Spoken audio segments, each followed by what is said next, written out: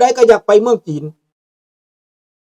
บริษัทต่างๆไปเมืองจีนแต่ว่าได้เงินมาแล้วสิมาเฮ็ดอาวุธเข็นฆ่าชาวโลกสิมาเฮ็ดอาวุธเข็นฆ่าชาวโลกเขาก็มานอนคิดว่าคันเฮามาสนับสนุนจีนนี่ต่อไปนี่เฮาสิมีอันตรายได้ต่อไปนี่เฮาสิถูกจีนกลืนกินเบิดได้ต่อไปเฮาสิถูกจีนปล้นเงินเฮาได้ขนาดมันอยู่เมืองจีนพุ่นมันยังมาปล้นเงินในถุงเฮาอยู่เมืองอเมริกาพี่ใช่หยังใช่สแกมเมอร์ใช่นักเลงใช่มาเฟียนี่ดังนั้นแนวความคิดต่อต้านจีนเกิดขึ้นมาในทั่วโลก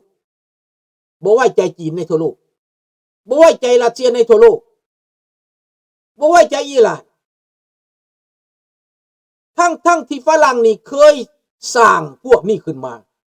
ฝรั่งเศสเคยสร้างบักอายะตอลลอฮ์โคเมนีขึ้นมาเพราะว่าตอนนั้นขัดแย้งกับอเมริกาแปลว่าฝรั่งเศสนี่เอาอายะตอลลอฮ์โคเมนีไปคนล่มพระเจ้าซาเป็นคนของอเมริกาจับสถานทูตจับทหารจับคนอเมริกาสถานทูตอิหร่านได้เห็นไหมตอนนี้ถ้าคนอเมริกาจับสถานทูตอิหร่านก็ได้บอกตอนนั้นคนอิหร่านจับสถานทูตอเมริกาจับคนอเมริกาจับพนักงานทูตอเมริกาเป็น400คนพุ่นได้พี่น้องทั้งเตะทั้งตีทั้งเผาทั้งนั้นกระถึกหนึ่งนองเนาะฝรั่งก็ดีใจส่งอายะตอลลอฮ์โคเมนีกลับคืนไปปกครองประเทศฝรั่งมีสายสัมพันธ์พิเศษตอนนี้อเมริกาเอาคืนบัดนี้สิเอาพระเจ้าซากลับคืนมานี่สิเอาลูกหลานพระเจ้าซากลับคืนข้าพเจ้าบ่ลืมกันง่ายเด้อพี่น้องเลยดังนั้นความขัดแย้งอันนี้มันเกิดมาทางแนวความคิดใดท่านว่าผู้ใดมีข้อมูลก็บอกเด้อแต่ข้าพเจ้าไปเบิ่งมาเบิดแล้วฝรั่งเศสคัดกันกับอเมริกาเรื่องนี้แหละเรื่องอิหร่านนี่นะคัดกันคนที่ไปอิหร่านนั้นคนฝรั่งเศสคนอิหร่านที่ไปอยู่ฝรั่งเศสนั้นบ่อยากให้อเมริกาไปเกี่ยวข้องกับเรื่องตัวนี้แต่ว่าคนอิหร่านที่ไปอยู่ประเทศอเมริกาไปอยู่แคนาดาไปอยู่ในทั่วโลกนี้เรียกร้องให้อเมริกากลับคืนมาซอยมีแต่คนไปฝรั่งเท่านั้นบ่ต้องการให้อเมริกามาซอยต้องการให้ฝรั่งเศสมาซอยแต่ฝรั่งเศสนั้นบ่มีปัญญาไปซอยพี่น้องเว้าไปเว้ามาปัดคือเฮาเว้าใส่ฝรั่งแต่มันบ่แม่นเด้มันเป็นเรื่องที่ข้าพเจ้ากำลังอธิบายได้นี่ได้ฝรั่งบ่อยากให้อเมริกาไปเฮ็ดเขาสิเฮ็ดเองแต่ว่าเขาบ่มีปัญญาเฮ็ดเพราะว่าพวกนั้นพวกที่ว่าไปแต่บักโคเมนีนี่ไปจากฝรั่งเศสจากหนังสือพิมพ์ข่าวสารปลุกระดมอย่างไงตอนไปก็ได้ข้าพเจ้าเบิ่งคืนได้นี่เพราะว่าผลประโยชน์ของมหาอำนาจเก่าเขาบ่อยากยอมเสียฝรั่งเศสก็อยากกำมือไว้อยู่หั่นคือเลยเอาบักโคเมนีนี่ไปศาสนาหัวอุ่นแห้งกะยามันเพราะแต่ว่ามีเพียงประโยชน์เฮาอยู่นี่จบเขาห้องว่าผลประโยชน์เนาะแบบเดียวคือบางประเทศบางคนที่ว่าลาวนี่เป็นคอมมิวนิสต์กะยาขอแต่กูได้กินได้อยากนี่นะกูได้ยำได้กลืนละพอคล้ายๆกันเด้อพี่น้องเด้อเรื่องตอนนี้มันเรื่องปากเรื่องท้องไม่ใช่เรื่องประชาธิปไตยเขาก็พูดอย่างนั้น1ไม่ซักซึดเข้าบ้าน2มาไม่เกี่ยวกันกับเรื่องสิทธิมนุษย์จะมีหรือไม่มีไม่เกี่ยวขอได้ปากได้ท้องได้กินได้อยากพอคล้ายๆกันแน่ๆเด้ออันนี้การเว้าในการเปรียบเทียบเป็นแบบนั้นในตอนนี้อเมริกาเอาคืนสมพรสิเอาลูกพญานั่นจะพระเจ้าซาคืนไปประชาชนเฮียกห้องให้ลูกพระเจ้าซากลับไป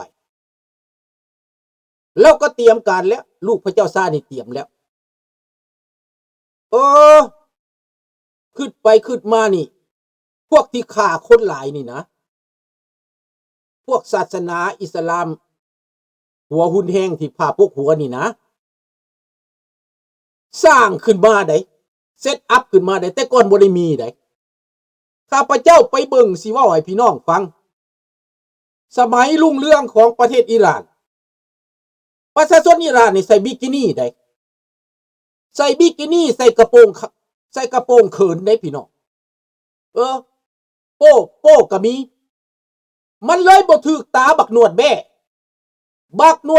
นี่บ่ต้องการแบบเดียวคือบักสุพรรณวงศ์บักไกรสอนบ่ต้องการคนใส่บิกินี่มันบ่อยากเห็นนมเขามันบ่อยากเห็นต้นโตเขามันให้ปิดแต่หัวถึงตีนบักอิหร่านแต่บักลาวแดงนี่ผู้ใดใส่ทรงคาบานผู้ใดใส่ทรงกระโปรงเขินมันเอาไปดอนเท่าดอนนางไปกักขังเบิดแต่เดี๋ยวนี้บักทองรุ่นให้ลูกไผ่มันใส่บิกินี่ให้เบิ่งได้ให้ใส่เสื้อซ่อนโป๊ะเป็นให้เบิ่งได้มันเปลี่ยนไปแล้วได้พี่น้องเอ้ยเฮาแต่ก่อนเฮาก็ยังบ่ได้คิดแนวนั้นได้พี่น้องแต่เดี๋ยวนี้หั่นนะมันให้เด็กน้อยโป๊ะเปื่อยให้มันเบิ่งแล้วเห็นบ่แตกต่างกันบ่สบายดีชมพู่ตอนมันเข้ามาใหม่มันจับเบิดกวาดล่างผู้ใดใส่กระโปรงเขินสบายดีลิดผู้ใดอันน่ะผู้ใดใส่อันนั้นน่ะกระโปรงเขินแม่นบ่สมฤทธิ์ใส่กระโปรงเขินใส่เสื้อใส่เสื้อลงอาบน้ำนี่นะมันจับเบิดกวาดล่างเบิดมันทำท่าว่ามันเป็นคนดีมันทำท่าว่ามันเป็นคนบ่อยากเห็นเรื่องอันนี้หยังสังคมเสรีบีแตกมันกวาดล่างหาโทษหาโพยใส่เดี๋ยวนี้มันการหากลับเป็นบ่มาเสื้อกะโหลกให้ลูกไผ่นุ่งบิกินี่ให้เบิ่งอันอีลาสูกระนุ่งบิกินี่ลงอาบน้ำปิซินเนี่ยกว่าสูยามมันร้อนได้มันแดดได้เพิ่นว่าเพิ่นบอกให้เด็กน้อยนุ่งได้ทางผู้เฒ่านี่ก็พากันเย็นเหล้าก๊อกอยู่แนมเบิ่งเขาได้เฒ่าทองรุ่นนี่น่ะเพิ่นรักอันน่ะเพิ่นบุ้ยใบง่ายตอนตัวเฒ่าอันนี้น่ะแล้วเป็นอย่างสั่นนี่พี่น้องแต่ว่าแนวใดก็ตามสรุปรวมแล้วอิหร่านนี่ได้เหตุสงครามกับยูเครนเค้นฆ่าประชาชนยูเครนกับนายปูตินมี2ประเทศนี้จีนเป็นผู้ให้ทางลับ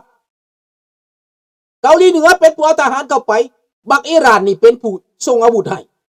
อาวุธทุกชนิดส่งไปจากอิหร่านอาวุธทุกชนิดส่งไปจากเกาหลีเหนือและพร้อมด้วยคนพร้อมประเทศยูเครนประเทศเดียวพี่น้องทหารคนเดียวต้องสู้มาได้หลายปีแล้ว3 ปี4 ปีแล้วนี่นะมื้อนี้ข้าพเจ้าเห็นเซเลนสกี้ออกมาว่าเซเลนสกี้ก็บอกว่ามีเวรกรรมคือกันได้เนาะเดี๋ยวนี้ผู้ที่มาลุกลานเฮานี่ใกล้จะจบแล้วเซเลนสกี้แล้วก็หัวดีใจได้เรายิ้มได้ยิ้มอยู่ในใจได้จนเห็นแขวเบื้องเทิงนั่นแหละเรายิ้มน่ะพี่น้องเอ้ยเพราะว่า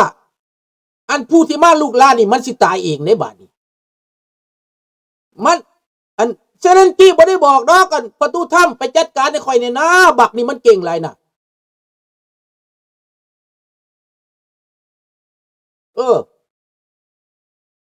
มันมาเฮ็ดกับข่อยนี่จัดการให้นะ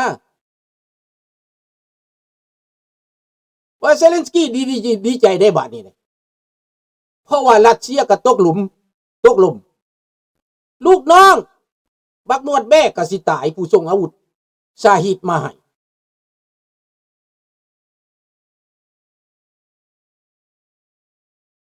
แม่นแล้วมันบีแตกแล้วน้องธนพรนั่นแหละให้เบิ่งเอาประเทศอิหร่านสมัยก่อน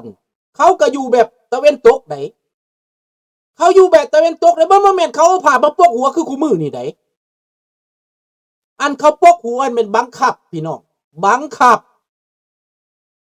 คันผู้ใดบ่ปกหัวมันเอาไปซ่อมไปตีเกือบตายนี่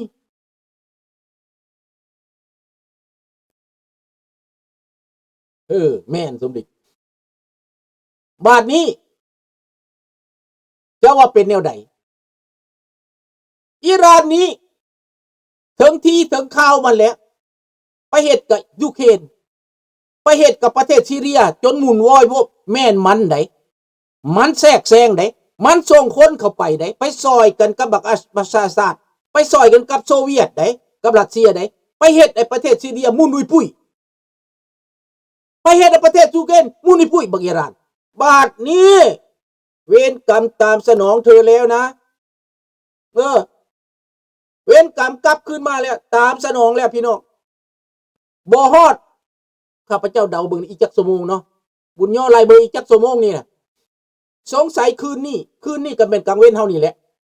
หรือว่าตอนค่ำๆเฮานี่แหละไล่ใส่ว่าเมืองฝรั่งนี่ที่เป็นตอนกลางคืน 6-7 โมงเด้อแนวใดกระตุ้มตามฟ้ามืดมาโลดเพราะว่าอยู่เทิงกับฟ้าเบิดแล้วอันเทวดาบินไปน่ะนะ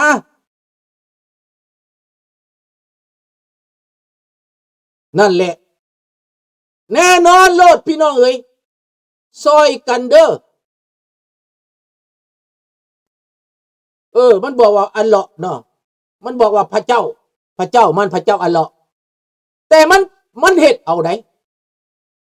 มีคนหนึ่งเมื่อวานนี่หัวหน้าศาสนาแก้เสื้อแก้ผ้าทิ่มเลยกูบ่ใส่อีกแล้วว่าซั่นเด้กูบ่เชื่ออีกแล้วว่าซั่นเด้อันหมอผ้าคลุมหัวนะหมอน่ะใส่เสื้อยามมันอันพวกโนดแบนนั่นน่ะสมาชิกของมันน่ะมันบ่อยากตายเด้มันแก้ทิ่มโลดกูบ่เทศแล้วกูบ่ปฏิบัติอีกแล้วว่าซั่นเด้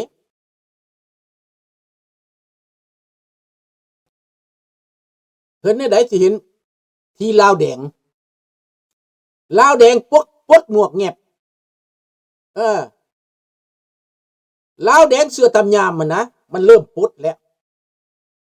ตอนนี้มันว่ามันเจริญตอนนี้มันว่ามีโซเวียตมีรัสเซียหนุนหลังมันสิมาคุ้มกะลาหัวมันอาวุธเพิ่นสิเอามาจากรัสเซียก็บ่มีอาวุธแล้วพระเจ้าเคมมานีสร้างเอาขึ้นนะโคมานีนี่แหละอายาตอลโคมานีสงครามโลกคือสิบ่ได้เกิดดอกแต่ว่าแม่นอเมริกาสิเข้ามาครองเอเชียเด้อพี่น้องสิสั่งอเมริกาบ่อเมริกาไปบนใดมีเงินอยู่บนนั้นนะพี่น้องสิสั่งบ่มีงานทำอยู่บนนั้นอเมริกามาลาว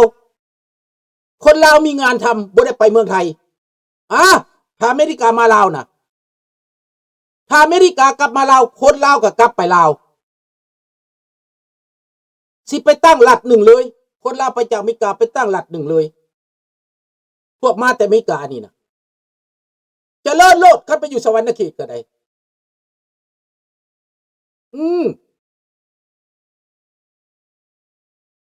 นี่ถ้าอเมริกามาก็ไปว่าพวกอเมริกามาแม่นไผเดี๋ยวนี้เขาส่งพวกบดีพวกที่บดีในอเมริกาพวกทำผิดกฎหมายเมื่อก่อนให้เมื่อก่อนไปเบิ่งก่อนไปลองเบิ่งก่อนอยู่ได้บ่ รอบที่2สิส่งพวกลิงเมื่อลิงผู้ใดอยากเมื่อเขาให้เมื่อก่อนเมื่อทดลองเบิ่งก่อนรอบที่3เขาสิให้คนที่ว่ามีความรู้ความรักมีปัญญาชนเมื่อบริหารซอย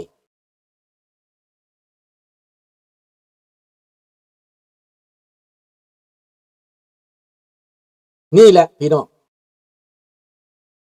ดังนั้นพี่น้องในตอนนี้โลกหันนะไผสิเฮ็ดหยังก็บ่อยู่ดอกในตอนนี้นะเพราะว่ามันไปแล้วข้าพเจ้ามาศึกษาเบิ่งแล้วเรื่องอันน่ะอิหร่านเรื่องซีเรียเรื่องลิเบียมันก็ไปตามเวรตามกรรมมันนั่นแหละอิรักก็ไปตามเวรตามกรรมมันแหละมหาอำนาจก็เป็นส่วนหนึ่งที่เฮ็ดให้มันเป็นอเมริกามีส่วนเด้อแต่มีส่วนไปในทางที่ว่าถูกใจผู้ที่ถูกเขากดขี่ข่มเหงได้ปลดแอกแต่บ่ถูกใจพวกลูกน้องที่ว่า